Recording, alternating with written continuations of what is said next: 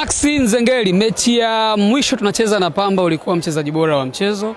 Msimu uliopita ulipata man of the match mara 4.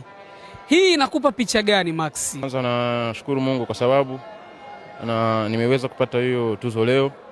Na nini nzuri kwangu kama mchezaji kupata hiyo tuzo ya mechi ya mchezaji bora wa mechi. Na nashukuru wenzangu wachezaji kwa sababu bila wao nisingepata hiyo. So ni vizuri sana kwangu na ninashukuru Mungu kwa sababu hiyo. Kwa mtazamo wako msimu huu, shabiki yuko pale nyumbani anasubiri kusikia neno kutoka kwenu wachezaji. Unahisi utakwenda kwa msimu namna gani? Sisi tushashinda ligi mara 4 mfululizo. Ni sisi kutetea bingwa yetu kwa sababu ni yetu sisi na tutaendelea kuipambania mechi moja kwa moja.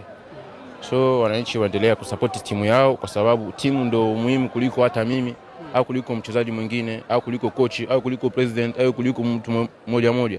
Ni sisi wote ndio tunaweza kufanya hiyo timu iendelee vizuri. Leo dedication yako ya hii tuzo unaipeleka kwa nani? Kwanza naipeleka kwa Mungu kwanza kwa sababu ni mechi ya kwanza. Si ni mtu wa kusali sana. Bila Mungu hamna chochote. Kwa na shukuru Mungu, nashukuru baba yangu ambao wananisupport kwenye maombi kila siku, muda wote niko nao. Nawashukuru sana, nashukuru wenzangu sana wachezaji kwa sababu ya wao tumepambana wote ndio nimeweza kupata hiyo tuzo leo.